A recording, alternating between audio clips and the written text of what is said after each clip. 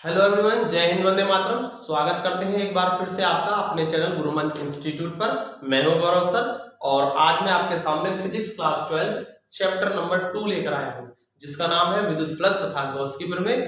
और आज हम इसमें गॉस की प्रमेय का एक और जबरदस्त अनुप्रयोग लेकर आए हैं, इंपोर्टेंट अनुप्रयोग, जिसका नाम है अनंत विस्तार की समरूप आवेशित कुचालक चादर के कारण विद्युत क्षेत्र की तीव्रता।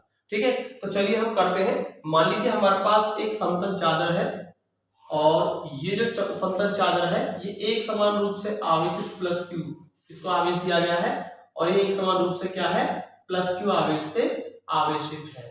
ठीक है, तो इस पर आवेश दिया हमने प्लस क्यू, और वो जो हो जाएगा एक समान रूप से क्या हो जाएगा, इसके ऊपर फैल जाएगा। तो इसको मैंने कुछ इस तरीके से दिखा दिया है। ठीक है, अब देखिए चादर से दूर हमने स्मॉल r दूरी पर, ठीक है, एक बिंदु क्या ले लिया है, P ले लिया है।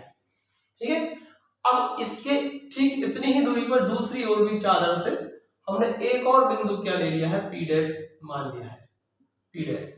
अब मान लीजिए इस पर जो पूरी चादर पर जो आवेश का पृष्ठ घनत्व है वो कितना है, सिग्मा है, जो कि कितना होता है, सिग्मा बराबर Q पर A के बराबर होता है। अब हमको करना क्या है, अब हमको सबसे पहले एक गॉसियन सरफेस खींचनी है।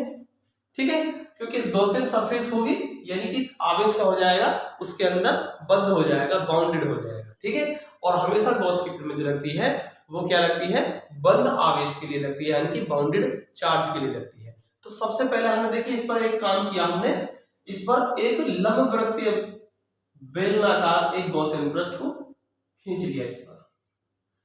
ठीक है, तो ये क्या है, एक गॉसियन पृष्ठ खींची हमने। ठीक, और ये जो है इस तरीके से मान लीजिए जैसे कि चादर के क्या हो, आर पार हो, ये क्या है, चादर के आर पार है पृष्ठ, कुछ इस तरीके से, और ये P और P डैश बिंदुओं से होकर गुजरता है। तो इस तरीके से लंबवृत्तीय बेलनाकार हमने क्या मान लिया है, एक गॉसियन पृष्ठ मान लिया है। ठीक है, और देखिए ध्यान से इन पृष्ठों के, इन समतल पृष्ठों के जो क्षेत्रफल है वो क्या है, A और A और A है। ठीक, अब इसके बाद हम करेंगे क्या, देखिए हमारे पास जब बेलनाकार गॉसियन पृष्ठ आ गया है ये, तो इसमें तीन पृष्ठ बनते हैं, एक पृष्ठ ये वाला, एक पृष्ठ ये वाला, और एक पृष्ठ है इसका वक्र पृष्ठ, यानी दो समतल पृष्ठ और तीसरा है इसका वक्र पृष्ठ। अब हमको देखना क्या है कि इन तीनों पृष्ठों से होकर कितना विद्युत फ्लक्स गुजर रहा है। ठीक है, इन तीनों से होकर गुजरने वाला विद्युत फ्लक्सों को हम क्या कर देंगे, ऐड कर देंगे, और हमारा इस पूरी गॉसियन सरफेस से गुजरने वाला विद्युत फ्लक्स का मान मिल जाएगा। ठीक है, लेकिन इसके पहले हम क्या करते हैं, इस पर छोटे छोटे क्षेत्रफल अवयव खींच लेते, मान लेते हैं। जैसे कि मान लीजिए इस पर ये मान लिया हमने dA, सूक्ष्म क्षेत्रफल अवयव dA, इस पर मान लिया हमने, एक इस पर हम मान लेंगे, एक सूक्ष्म क्षेत्रफल अवयव dA हम यहां मान लेंगे इस वाली समतल सतह पर, और एक आपको वक्र पृष्ठ पर भी मानना होगा। तो मान लीजिए वक्र पृष्ठ पर क्या है, ये है, तो ये क्या है, dA है।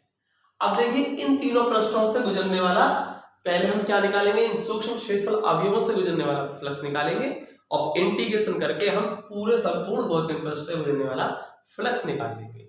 तो सबसे पहले आइए हम इस पर मानते हैं कि विद्युत क्षेत्र की तीव्रता की दिशा क्या रहेगी, जो कि इधर रहेगी, इस समतल पृष्ठ पर, और ठीक इसी दिशा में पृष्ठ के क्या आएगी, लंबवत बाहर की ओर dA वेक्टर, यानी क्षेत्रफल सदिश जो होगा इस पर ठीक E वेक्टर की ही दिशा में आएगा, और यहाँ E वेक्टर और dA वेक्टर के बीच में जो थीटा आएगा वो कितना आएगा, 0 आ जाएगा। तो यहाँ पर क्या है, थीटा का मान 0 डिग्री है। अगर इसी तरीके से हम इस वाले पृष्ठ पर लेते हैं, इस समतल पृष्ठ पर लेते हैं विद्युत क्षेत्र की तीव्रता, तो वो क्या रहेगी, इधर रहेगी। और अगर ये जो पृष्ठ है वो कैसे रखा हुआ है, ऐसे रखा हुआ है, और इस पर क्षेत्र सदिश क्या होगा, क्षेत्र मतलब पृष्ठ के लंबवत होगा, जो कि क्या होगा, बाहर की ओर होगा, इस तरीके से। तो dA वेक्टर जो होगा आपका इस दिशा में होगा, और यहाँ भी हमारा E वेक्टर और dA वेक्टर के बीच में जो थीटा आ रहा है वो कितना आ रहा है, 0 डिग्री आ रहा है। ओके, अब बात कर लेते हैं तीसरी वक्र पृष्ठ के लिए। तो इस पर सूक्ष्म क्षेत्रफल अवयव dA ने रखा है। अब इस पर देखिए, सबसे पहले तो इस पर देखेंगे आप विद्युत क्षेत्र की दिशा क्या रहेगी, जो कि क्या रहेगी, इधर रहेगी। और इस पर अगर हम देखिए, जैसे कि ये है हमारा वक्र पृष्ठ, इस पर अगर हमने छोटा क्षेत्रफल यहाँ ले रखा तो उस पर पृष्ठ के क्या आएगा, लंबवत, पृष्ठ के लंबवत ऊपर की ओर आएगा क्षेत्रफल सदिश डी ए वेक्टर, इस तरीके से। और यहाँ हमारा क्या बन गया, एंगल इनके बीच में 90 आ गया। तो इस तरीके से हम देखते हैं कि हमारे 3 पृष्ठ होते हैं, 2 समतल पृष्ठ और 1 वक्र पृष्ठ, तीनों से गुजरने वाला फ्लक्स चाहिए हमको। तो सबसे पहले हमने ई वेक्टर और डी ए वेक्टर तीनों पृष्ठों के लिए क्या कर लिए, मान लिए, जो कि कैसे आ रहे हैं, 0 समान दिशा में आ रहे हैं, समांतर, यहाँ समांतर थीटा 0 है, और यहाँ कैसे आ रहे हैं, लंबवत आ रहे हैं, जो कि थीटा क्या है, 90 है। अब आपको ये भी जानकारी है कि जब 90 होता है एंगल ई वेक्टर और डी ए वेक्टर के बीच में एंगल 90 होता है, तो उस पृष्ठ से होकर गुजरने वाला कुल फ्लक्स का मान क्या आ जाता है, 0 आ जाता है, क्योंकि cos 90 की वैल्यू क्या होती है, 0 हो जाती है। इस तरीके से हमारा जो कुल विद्युत फ्लक्स जो गुजरेगा इस गॉसियन पृष्ठ से होकर, केवल और केवल समतल पृष्ठों से होकर गुजरेगा, इस वाले समतल पृष्ठ और इस वाले समतल पृष्ठ, यानी इस वाले से P से और P' वाले समतल पृष्ठों से होकर गुजरेगा, क्योंकि वक्र पृष्ठ से गुजरने वाला क्या आ गया है, थीटा बराबर 90 होने की वजह से 0 हो गया है। तो अब सबसे पहले हम सूक्ष्म क्षेत्रफल अवयव डीए की वजह से विद्युत फ्लक्स निकालेंगे, कितना है, यहां निकालेंगे सूक्ष्म क्षेत्रफल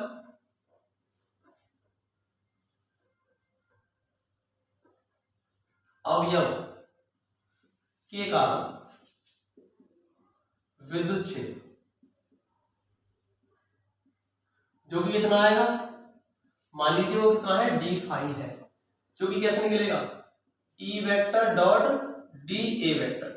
देखिए यहाँ पर हमारे कितने प्रश्न, 3, एक पृष्ठ, दूसरा पृष्ठ ये रहा, और तीसरा है वक्र पृष्ठ, तो तीनों से गुजरने वाला फ्लक्स क्या करेंगे, हम निकालेंगे और ऐड कर देंगे।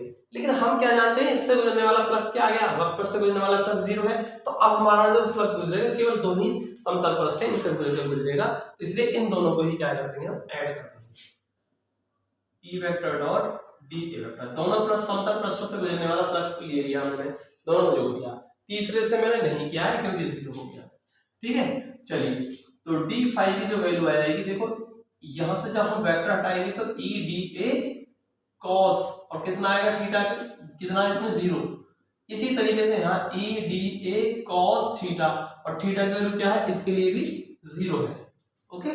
तो डी फाई की जो वैल्यू आ गई वो कितनी आ गई, E D A plus E D A, यानी कि कितनी आ गई, 2e डी ए आ गई। अब मुझे को जो निकालना है, यानी हमको जो निकालना है, पूरे गॉसियन पृष्ठ से होकर गुजरने वाला फ्लक्स निकालना है, ठीक है। तो हम लिखेंगे संपूर्ण गॉसियन पृष्ठ, गॉसियन पृष्ठ से होकर गुजरने वाला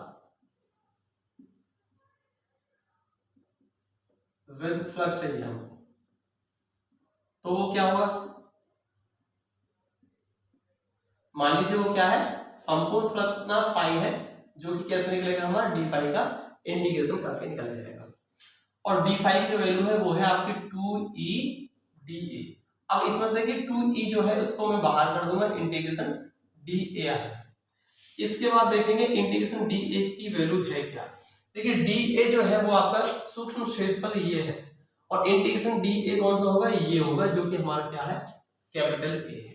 तो इसीलिए हमने इंटीग्रेशन डी ए को क्या मान लिया है, ए मान लिया है, और यही आ गई हमारी इक्वेशन नंबर फर्स्ट। इसका रीजन लिख देंगे हम कि इंटीग्रेशन डी ए जो है हमारा क्या है, पृष्ठ क्षेत्रफल है, जो कि क्या है, ए है, ठीक है।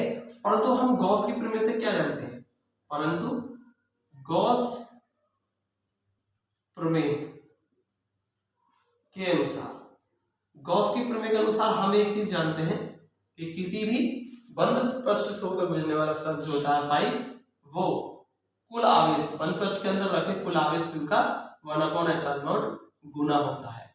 ये है हमारा गॉस की प्रमेय। अब इन दोनों में देखिए आप क्या दे रहे हैं, इक्वेशन फर्स्ट और सेकंड में ये भी फ्लक्स है और ये भी क्या है, फ्लक्स है, ठीक है, और दोनों की वैल्यू क्या होनी चाहिए, इक्वल होनी चाहिए। तो समीकरण 1 और 2 से हम कह सकते हैं, समीकरण 1 व 2 से तो हम देख सकते हैं कि ये जो 2e a की वैल्यू रहेगी वो Q/ε0 के बराबर होगी।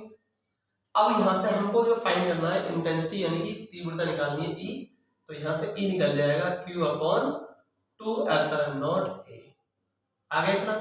लेकिन हम क्या जानते हैं, हमारा प्रस्तावित सूत्र कितना है, सिग्मा बराबर क्यू अपॉन ए।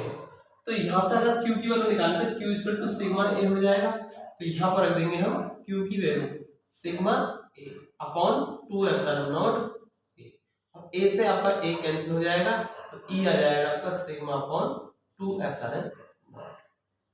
ठीक है, इसको मैं यहाँ लिख देता हूँ। क्या आया हमारा जो फाइनल रिजल्ट आया, ई इक्वल टू आया है सिग्मा अपॉन 2 एप्सिलॉन नॉट आया है, ये है। ठीक है, चलिए यही है हमारा क्या फाइनल रिजल्ट। ओके, तो इस गॉसियन प्रोसेस से टोटल कितना विद्युत फ्लक्स गुजर रहा होगा, सिग्मा अपॉन 2 एप्सिलॉन नॉट गुजर रहा होगा। क्लियर है आपको इतना? तो चलिए अब हम जो मिलेंगे आपको नेक्स्ट वीडियो मिलेंगे नेक्स्ट इंपॉर्टेंट टॉपिक के साथ, जो कि अगला ही गॉस का अनुप्रयोग है, और वो भी आपका बहुत ही इंपॉर्टेंट डेरिवेशन है। इसलिए मिलते हैं अगले वीडियो में। और डियर स्टूडेंट्स, अगर आपको वीडियो अच्छा लगा हो तो लाइक करें। मिलते हैं अगले वीडियो में, तब तक के लिए जय हिंद, वंदे मातरम।